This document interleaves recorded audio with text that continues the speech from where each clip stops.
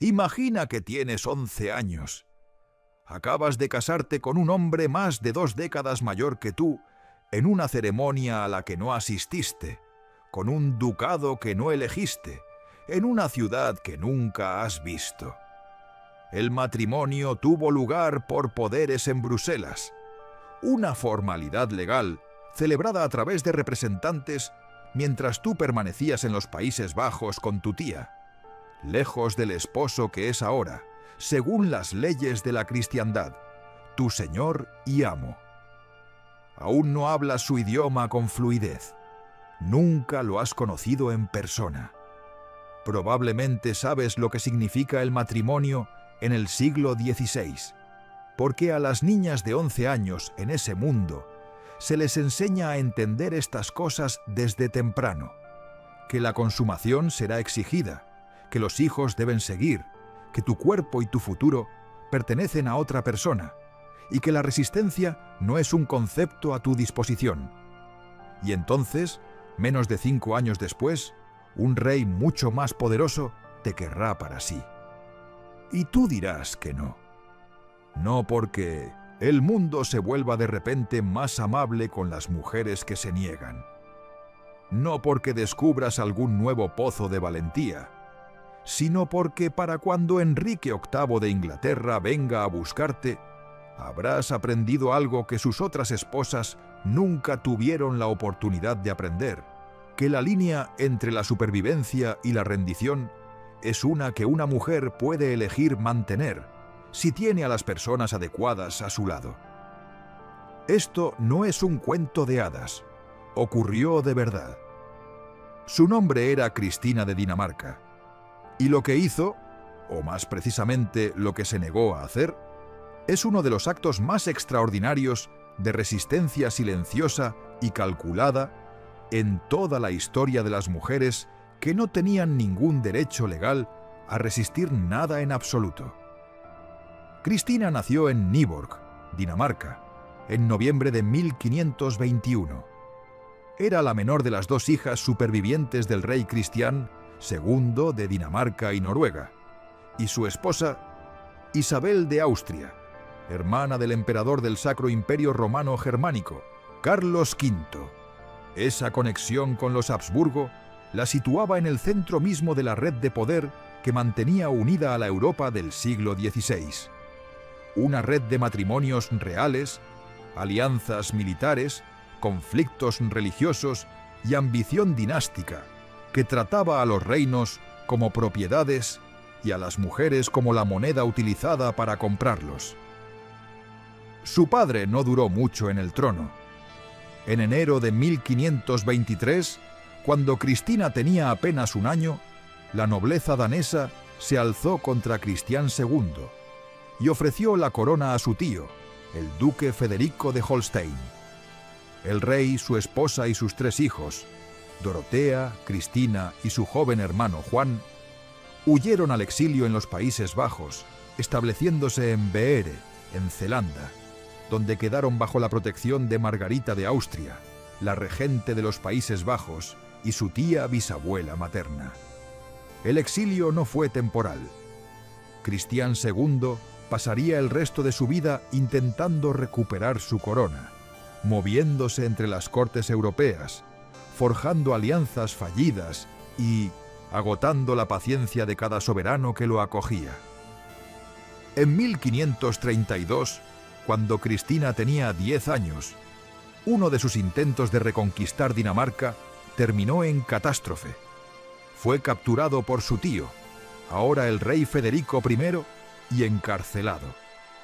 Permanecería prisionero el resto de su vida, muriendo en cautiverio en 1559. Un rey que se convirtió en un cuento aleccionador sobre el coste del error político. Ese mismo año terrible de 1532, el hermano de Cristina, Juan, su único hermano, apenas 14 años, murió de fiebre mientras viajaba con el emperador. La pérdida de Juan significó que Cristina y su hermana mayor Dorotea se convirtieron en las únicas herederas supervivientes del derecho de su padre al trono danés. también las hizo, en la fría aritmética de la política dinástica, aún más valiosas como peones matrimoniales de lo que ya eran. Su madre, Isabel de Austria, no había sobrevivido para ver nada de esto. Había muerto en 1526 en Gante, cuando Cristina tenía apenas 4 o 5 años, consumida por las tensiones del exilio y el dolor. Para cuando Cristina fue lo bastante mayor para comprender su situación, ya había perdido su país, su padre, su hermano y su madre. Lo que tenía en cambio era a su tía. Margarita de Austria murió en 1530, pero antes de hacerlo, supervisó la educación temprana de Cristina y sus hermanos en los Países Bajos. Margarita era en sí misma una de las mujeres más capaces de la época. Una regente 2 veces viuda que gobernaba los Países Bajos con formidable habilidad y había educado a toda una generación de mujeres extraordinarias en su corte. Entre las jóvenes nobles que pasaron por la casa de Margarita en los años justo antes de que llegara Cristina, estaba, notablemente, una joven inglesa llamada Ana Bolena, que estuvo allí en 1513. Tras la muerte de Margarita, su papel como regente de los Países Bajos pasó a María de Hungría, la tía materna de Cristina, hermana tanto de la madre de Cristina, Isabel, como del emperador Carlos V. María era también viuda. Su joven esposo había muerto en batalla en 1526. Había elegido no volver a casarse. En cambio, había elegido el poder real, administrativo, ejecutivo, y lo ejercía con una claridad y eficacia que la hacían indispensable para su hermano el emperador. Bajo el gobierno de María, los Países Bajos se convirtieron en una de las cortes más sofisticadas de Europa. María era una mujer que leía ampliamente, coleccionaba arte, tomaba decisiones políticas, gestionaba la complicada relación entre España y los Países Bajos, y mantenía estables los territorios septentrionales de Carlos V durante décadas de guerra y convulsión religiosa. No era una reina consorte administrando una casa, era una gobernante administrando un estado. Cristina creció observando todo esto.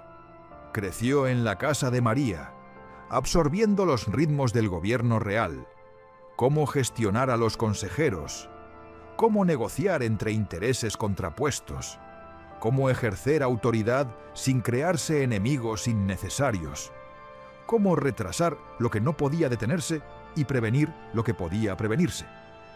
Aprendió idiomas: neerlandés, flamenco, español, italiano, alemán, francés, inglés. Aprendió el arte de gobernar. Aprendió, lo más importante, que el valor de una mujer no se medía únicamente por con quién se casaba, y que había otras formas de ejercer el poder que no pasaban por un marido. Los contemporáneos la describían como alta, de ojos oscuros, hermosa, inteligente y vivaz. Amaba la caza y la equitación. Tenía la compostura habsburga de su madre y algo más además, una cualidad difícil de nombrar, una especie de aplomo vigilante, como si siempre estuviera observando y catalogando el mundo a su alrededor. Lo iba a necesitar todo. En 1531, el tío de Cristina, el emperador Carlos V, acordó un enlace entre su sobrina de 12 años y Francesco II Sforza, el duque de Milán. Francesco era considerablemente mayor que su prometida.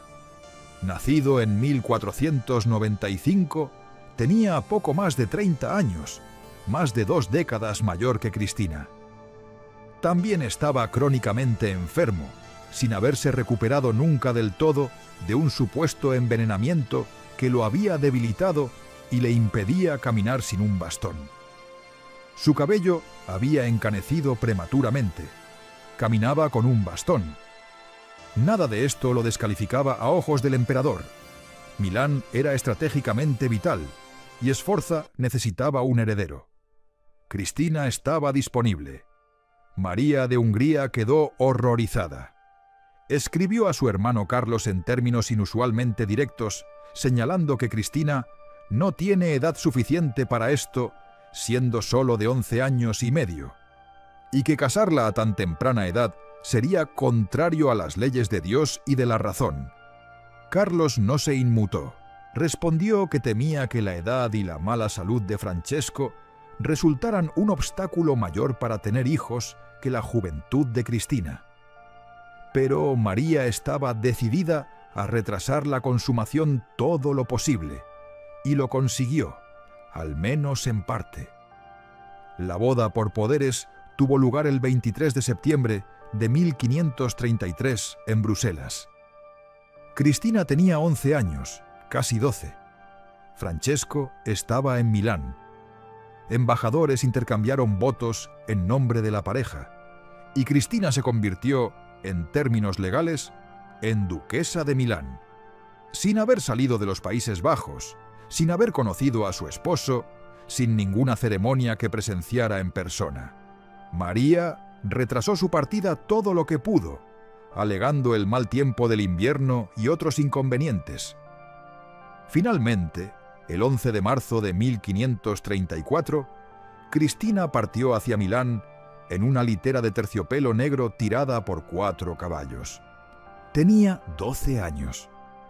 Francesco cabalgó a su encuentro antes de su llegada formal, y según todos los testimonios, le mostró toda la cortesía y amabilidad. El 3 de mayo de 1534, Cristina hizo su entrada oficial en Milán vistiendo un traje de brocado blanco y un largo velo, montando a caballo blanco, y fue aclamada por las multitudes que alineaban las calles. Un cronista la describió como una visión más divina que humana. Al día siguiente se celebró la ceremonia de boda en el Salón de la Rocheta. Cristina escribió a su hermana Dorotea: «Somos tan felices y contentas como es posible». La salud de Francesco continuó deteriorándose. El matrimonio parece haber sido tierno, y la relación entre la joven duquesa y su enfermizo esposo fue, según los testimonios, amable. Pero la enfermedad crónica que había acosado a Francesco durante años se aceleró. Cayó gravemente enfermo en septiembre de 1535, perdiendo el uso de casi todos sus miembros. Murió el 2 de noviembre de 1535. Cristina había estado en Milán menos de 18 meses. Tenía 13 años y era viuda. El matrimonio no había producido hijos.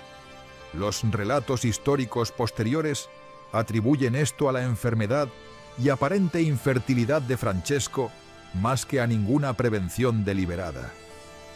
Según los términos de su contrato matrimonial, si Francesco moría sin herederos, el ducado de Milán revertiría al Sacro Imperio Romano Germánico, lo que así ocurrió debidamente. Cristina conservó únicamente una cosa del matrimonio: sus derechos como señora de Tortona, un pequeño territorio del ducado que le había sido concedido como parte del acuerdo matrimonial y que conservaría el resto de su vida. Permaneció en Milán varios meses de luto, con sus habitaciones colgadas de terciopelo negro y damasco negro. Luego regresó al norte, a Bruselas y a la corte de su tía María.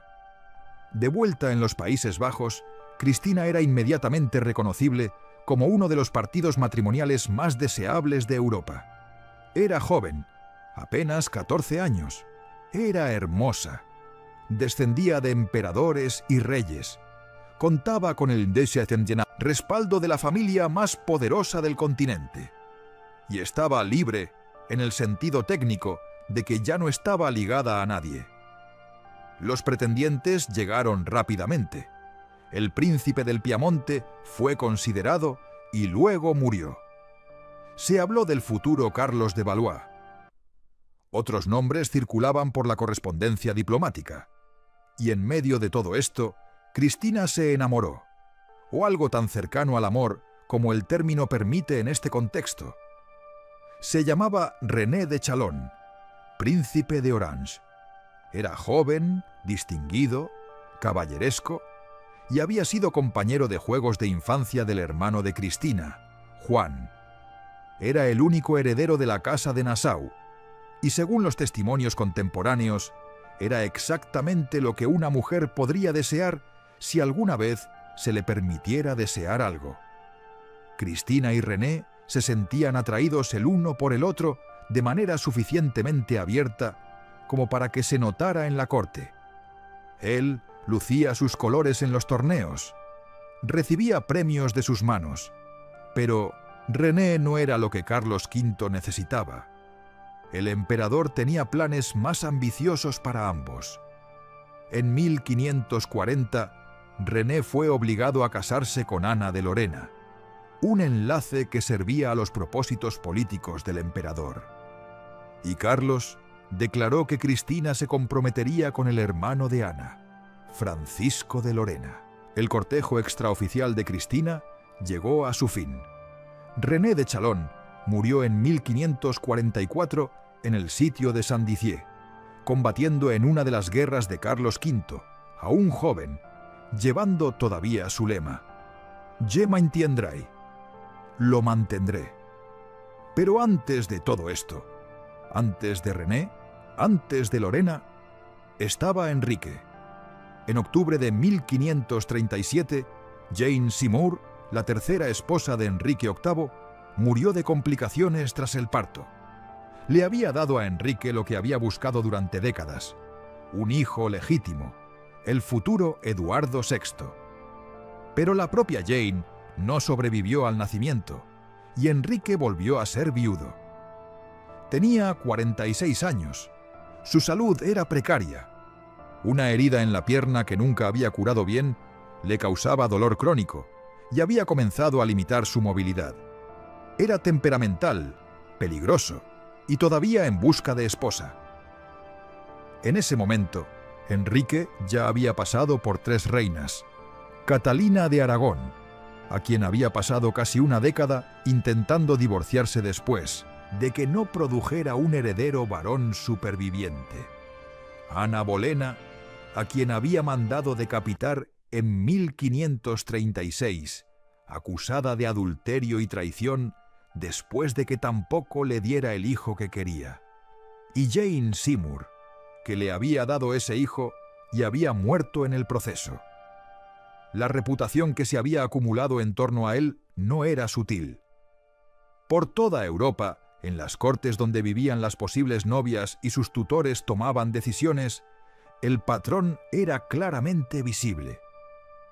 Enrique comenzó a buscar una cuarta esposa. Cristina de Dinamarca estaba en la lista. Era joven, 16 años en 1538. Era hermosa. Era viuda sin hijos vivos, lo que significaba que era presumiblemente fértil y al mismo tiempo sin descendencia previa. Era una Habsburgo, lo que complicaba las cosas ligeramente dado el distanciamiento de Enrique con Roma y su tensa relación con Carlos V. Pero el potencial para una alianza renovada también resultaba atractivo. Y era, de forma crucial, reconocida como excepcionalmente hermosa. Thomas Cromwell, el principal ministro de Enrique, envió al pintor Hans Holbein, el joven, a Bruselas para capturar su semejanza. Holbein llegó el 10 de marzo de 1538 y concertó una sesión a través de Benedicto, el mayordomo de la casa de Cristina. El 12 de marzo, Cristina posó para Holbein exactamente 3 horas, de 1 a 4 de la tarde. En ese tiempo, Holbein realizó una serie de bocetos preparatorios, dibujos de su rostro, sus manos, su postura, sus ropas de luto. Luego regresó a Inglaterra y, trabajando a partir de esos bocetos, produjo uno de los retratos más extraordinarios de toda la era Tudor. El cuadro muestra a una joven de cuerpo entero, de manera inusual. Holbein hizo de este el único retrato femenino de cuerpo entero que se sabe que completó, contra un fondo turquesa liso. Viste completamente de negro, un traje de satén negro forrado de piel, un vestido negro debajo, un tocado negro sobre el cabello.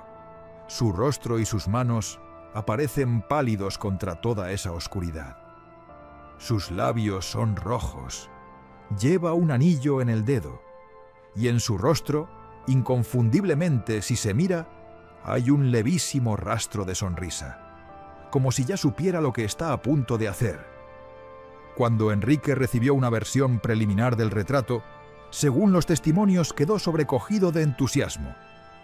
El embajador imperial Eustace Chapuis registró que el rey estaba de mucho mejor humor del que jamás había estado, haciendo tocar instrumentos a los músicos todo el día. Envió su propuesta. Cristina la rechazó. Tenía 16 años. Era una mujer en un mundo donde las mujeres no rechazaban a los reyes. No tenía ejército, ni trono, ni autoridad oficial propia. Solo tenía el apoyo de su tía, la complicada protección de su tío y su propia lúcida evaluación de lo que significaba realmente casarse con Enrique VIII. Lo que significaba no era difícil de ver. Catalina de Aragón, quien era notablemente la propia tía, bisabuela de Cristina, hermana de la madre de Isabel de Austria, había sido repudiada tras más de 2 décadas de matrimonio, porque no había producido un heredero varón superviviente. Ana Bolena había sido decapitada. Jane Seymour había muerto. 2 de 3 esposas habían encontrado su fin por acción directa o negligencia indirecta de Enrique. Cristina no ocultó su oposición. Según los testimonios contemporáneos, fue directa en su aversión al enlace. Y la respuesta que se dice que dio, las palabras que han resonado a través de los siglos desde entonces, fue dirigida al embajador imperial. Si tuviera 2 cabezas, una estaría a disposición del rey de Inglaterra. El chiste, si es que puede llamarse así, era preciso. No era histérico. No era desafiante en la forma en que se supone que debe ser desafiante alguien que ha perdido la compostura. Era la observación perfectamente calibrada de una joven que había contemplado una situación y la había nombrado exactamente por lo que era. Que casarse con Enrique VIII era apostar con la única cabeza que tenías, y ella no estaba dispuesta a apostar. La observación era también, por supuesto, un insulto calculado. Implicaba que Enrique era conocido en toda Europa como un hombre que mataba a sus esposas, lo cual era cierto. Implicaba que su propuesta no era un honor, sino una amenaza. Implicaba que Cristina era perfectamente consciente del tipo de hombre que le pedía la mano, y que su conciencia no era atenuada por la adulación, el prestigio de una corona inglesa, ni el evidente deleite de Enrique por su retrato. María de Hungría era igualmente poco entusiasta con el enlace, y por razones que iban más allá del bienestar de su sobrina. María y la madre de Cristina, Isabel, habían sido ambas sobrinas de Catalina de Aragón. El trato de Enrique a Catalina era algo personal para esta familia. María utilizó su considerable peso político para asegurarse de que las negociaciones no llegaran a ningún lado. Enrique presionó, negoció, esperó. Su embajador en Bruselas, Thomas Wriothesley, finalmente escribió a Cromwell aconsejando al rey que simplemente siguiera adelante, que era una causa perdida.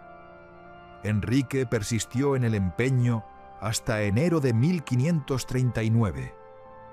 Entonces aceptó lo que había sido obvio durante meses y volvió su atención a otro lado. Eventualmente se decidió por Ana de Cleves, un enlace que Cromwell había arreglado y del que Enrique se arrepentiría profundamente. Se divorció de Ana tras 6 meses, continuó casándose con Catalina Howard y la mandó decapitar. Se casó finalmente con Catalina Parr, quien le sobrevivió. El retrato de Cristina permaneció en su poder hasta que murió. Tras el fin de la persecución de Enrique, la vida de Cristina siguió adelante. Aún era joven, apenas 17 años, y seguía siendo, a ojos del mundo, una pieza en el tablero que había que colocar. Hubo más pretendientes. Estuvo René, brevemente, imposiblemente, y luego llegó Francisco. Francisco de Lorena, o Francisco, duque de Bar, como era conocido antes de heredar el ducado, era un tipo de hombre diferente de sus dos predecesores en la vida de Cristina. No era anciano ni achacoso como Francesco Sforza. No era Enrique VIII. Era joven, enérgico y, según todos los testimonios, alguien con quien Cristina podía conversar, razonar, construir algo. La boda tuvo lugar el 10 de julio de 1541 en Bruselas. Cristina tenía 19 años. Viajó a Lorena con su nuevo esposo. Se estableció en la capital, Nancy, e hizo allí una vida como nunca había podido hacer en Milán. Las descripciones contemporáneas del matrimonio sugieren algo que los matrimonios reales del siglo XVI raramente lograban: una verdadera asociación. Francisco respetaba la inteligencia de su esposa. Cristina, que había pasado su vida siendo movida por Europa como una carta diplomática, encontró en Lorena algo que no había tenido antes: un hogar y un esposo al que eligió amar. En febrero de 1543, Cristina dio a luz a un hijo. Lo llamaron Carlos. Una hija, Renata, nació en abril de 1544. Francisco había heredado el ducado de Lorena ese mismo año, haciendo a Cristina duquesa en pleno derecho. La familia parecía, por un momento, estable. Francisco murió en junio de 1545. Era joven, apenas 30 años. Cristina tenía 23 años y era viuda por segunda vez, con dos hijos pequeños, un tercer hijo póstumo en camino, una hija llamada Dorotea y un ducado que necesitaba gobernar. Cuando Francisco de Lorena murió, dejó a Cristina como regente de su hijo pequeño Carlos, que tenía 2 años y era técnicamente ahora el duque de Lorena. La regencia no era un papel ceremonial, era uno de gobierno. Lorena, en la década de 1540, se encontraba en una posición extraordinariamente expuesta. Entre las ambiciones de la corona francesa, la autoridad del Sacro Imperio Romano Germánico y la presión de los nobles locales que no siempre estaban dispuestos a aceptar la autoridad de una viuda de origen extranjero. Cristina gobernó de todas formas. Las lecciones que había absorbido durante una infancia pasada observando a María de Hungría se convirtieron ahora en práctica. Gestionó los intereses contrapuestos del ducado. Negoció cuidadosamente entre Francia y el emperador, manteniendo el delicado equilibrio que evitaba que Lorena fuera absorbida por ninguno de los dos. Soportó la presión interna de nobles que cuestionaban si la mano de una mujer era lo bastante firme para sostener el poder. Soportó la presión externa de Enrique II de Francia, que observaba a Lorena con ojos codiciosos. Gobernó Lorena durante 7 años. En 1552, el equilibrio se rompió definitivamente. Enrique II de Francia invadió Lorena, y unas cartas interceptadas por sus agentes parecían vincular a Cristina con el bando del emperador. Enrique II le ordenó que se marchara. La situación era lo bastante peligrosa como para que no pudiera viajar directamente a los Países Bajos. Se refugió temporalmente en Schlettstadt hasta que el ejército del emperador alcanzó la región, Luego se dirigió a la corte de Minden, su hermana Dorotea en Heidelberg, y desde allí a Bruselas, donde regresó por fin junto a su tía María. Dejó atrás a su hijo Carlos, que quedó bajo custodia francesa. Durante años, la posibilidad de reunión fue incierta. Una vez más estaba en la posición que había navegado toda su vida. Desplazada, sin autoridad oficial, dependiente de relaciones e influencia más que de poder formal. Y sin embargo, no del todo sin recursos. En los años siguientes, Cristina siguió siendo una figura de importancia. Hubo más propuestas matrimoniales, del rey de Navarra, de Adolfo de Holstein, del príncipe del Piamonte, de Alberto de Brandeburgo. Las rechazó todas. Se había casado 2 veces. Había gobernado un ducado. Había rechazado a un rey. No estaba en posición de que el matrimonio le ofreciera algo que no tuviera ya. Cuando María de Hungría se retiró en 1555, tras la abdicación de Carlos V, la estructura que había protegido a Cristina durante la mayor parte de su vida se transformó.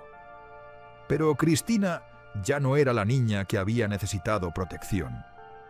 Era una mujer de poco más de 30 años con décadas de experiencia política, una extensa red de conexiones europeas y una reputación forjada sobre la inteligencia y la resistencia. En 1559, su padre Cristián II murió en su prisión danesa, habiendo pasado los últimos 27 años de su vida en cautiverio. Ese mismo año, la hermana de Cristina, Dorotea, que no tenía hijos vivos, comenzó el proceso de ceder su pretensión al trono danés en favor del hijo de Cristina. Cristina se intituló a sí misma Cristina, por la gracia de Dios, reina de Dinamarca, Suecia y Noruega. En 1566 acuñó una medalla con ese título y el lema latino Me sinecunta runt. Sin mí, todo se derrumba. No se equivocaba sobre su propia importancia. Pasó años persiguiendo la reclamación danesa, negociando con el rey sueco Erico XIV sobre una posible alianza e intentando asegurarse el apoyo del emperador y los Países Bajos para una campaña militar que reclamara el trono de su padre. Nada de ello prosperó. Las potencias que podrían haberla ayudado tenían sus propios cálculos que hacer y no sumaban a su favor. La Guerra de los 7 Años nórdica, que estalló en 1563 entre Dinamarca, Noruega y Suecia, perturbó aún más los planes.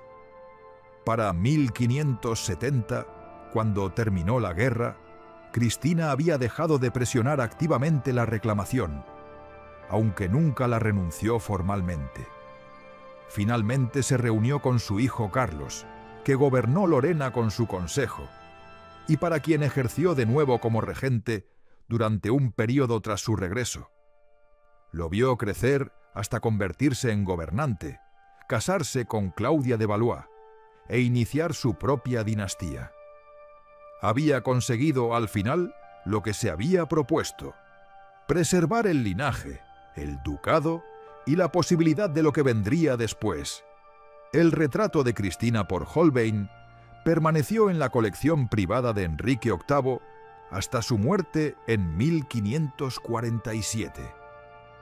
Pasó por varias manos en los siglos siguientes, por la colección del conde de Pembroke y a la posesión de los duques de Arundel. En 1880, el 15º duque lo cedió en préstamo a la National Gallery de Londres. Cuando más tarde propuso venderlo, la perspectiva de que el cuadro abandonara Inglaterra causó tal consternación pública, artículos en periódicos, expresiones de indignación, que un donante anónimo lo adquirió para la nación. Allí cuelga ahora, en la National Gallery, junto a las otras obras maestras de Holbein, Los embajadores, su retrato de Erasmo, su dama con ardilla y estornino. Puedes ponerte delante de él y ver lo que Enrique VIII vio. Una niña de 16 años con ropas de luto negras, el rostro pálido contra la piel de su cuello, las manos tranquilamente entrelazadas, la expresión llevando ese leve, sereno, casi divertido rastro de sonrisa. Es más joven de lo que se podría esperar. Parece mayor de lo que es. Lo que Holbein capturó en 3 horas de bocetos en una tarde de marzo en Bruselas no fue solo un rostro, sino una cualidad. La cualidad particular de alguien que ha evaluado una situación y ya sabe lo que va a hacer al respecto. Cristina posó para ese retrato sabiendo que había sido encargado para que un rey que había decapitado a su última esposa pudiera evaluarla como posible reemplazo. Posó para él sabiendo que iba a rechazarlo. Y posó de todas formas, serena, compuesta, con ese leve rastro de sonrisa que podría ser diversión, o podría ser algo más duro y menos fácil de nombrar. En 1578, Cristina dejó Lorena definitivamente y se estableció en Tortona, el pequeño territorio italiano cuyos derechos había poseído desde la muerte de su primer esposo, Francesco Sforza, 40 años antes. La había estado esperando todo ese tiempo, un fragmento de la vida antigua preservado en ámbar, y ahora lo reclamaba plenamente. Gobernó Tortona durante los últimos 12 años de su vida con el mismo esmero y competencia que había aportado a cada posición que había ocupado. Murió el 10 de diciembre de 1590. Tenía 69 años.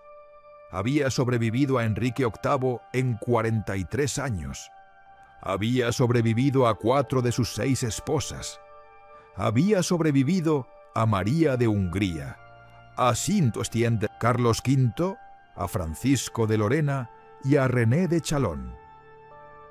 Había sobrevivido a los hombres que habían arreglado su primer matrimonio, a los hombres que la habían buscado para Enrique, a los hombres que la habían expulsado de Lorena y a los hombres que se habían negado a apoyar su reclamación a Dinamarca. Fue enterrada en el convento de los Cordeleros en Lorena. Sería fácil y reductor reducir a Cristina de Dinamarca a la mujer que rechazó a Enrique VIII. El rechazo es el momento más dramático de una historia que abarca casi 7 décadas y constituye un punto narrativo satisfactorio.